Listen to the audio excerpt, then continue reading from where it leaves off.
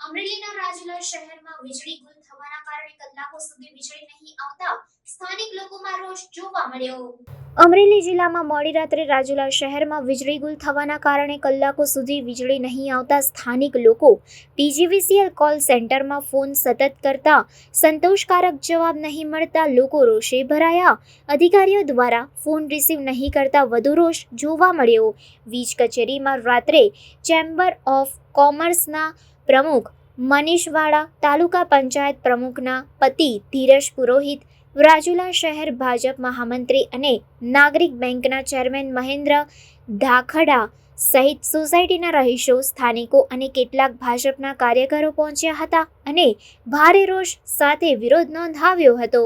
PGVCL કચેરીમાં phone નહીં ઉપાડવા મુદ્દે ભારે આક્રોશ વ્યક્ત કરવામાં આવ્યો હતો। જો કે રાજુલા શહેરમાં આવેલ સવિતાનગર ફીડર ફોલ્ટમાં જવાના કારણે વીજળી ગુલ થઈ હોવાનું પીજીવીસીએલ દ્વારા કારણ દર્શાવ્યું હતું। મામલો વધુ ઉગ્ર બનતા પોલીસની ટીમ પીજીવીસીએલમાં દોડી આવી હતી।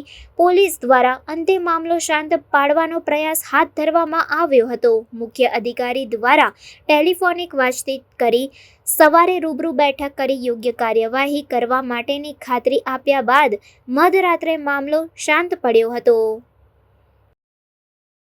વાત એવી છે કે સવિતાનગર ફીડર કાયમી માટે ફોલ્ટમાં હોય છે।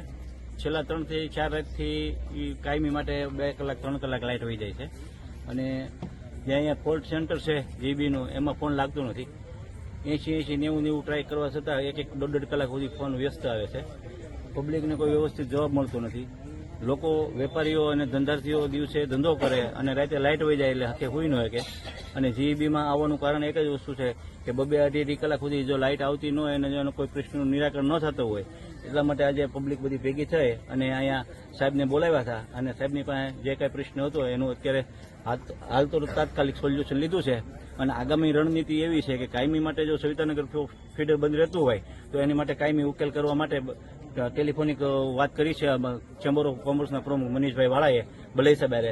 એટલે અહીંયા ખાતરી આપી છે કે ભાઈ આગામી દિવસોની અંદર સવિતાનગર ફીડર નહીં પણ રાજુલા સિટીની અંદર કોઈ ફીડર કાયમી માટે ફોલ્ટમાં નહીં જાય, એવા જૂજ કિસ્સામાં જાય એવી ખાતરી આપી અને અત્યારે જે પ્રશ્ન હતો હાલ તો સોલ્વ છે પણ કાયમી નિરાકરણ કરવા માટે ચેમ્બર ઓફ કોમર્સ અને તાલુકા પંચાયત પ્રમુખ પ્રતિનિધિ ભલે સાહેબે વાતચીત કરી અને આ પ્રશ્ન કાયમી નિકાલ થાય એવો અમે પ્રયત્ન કરશું।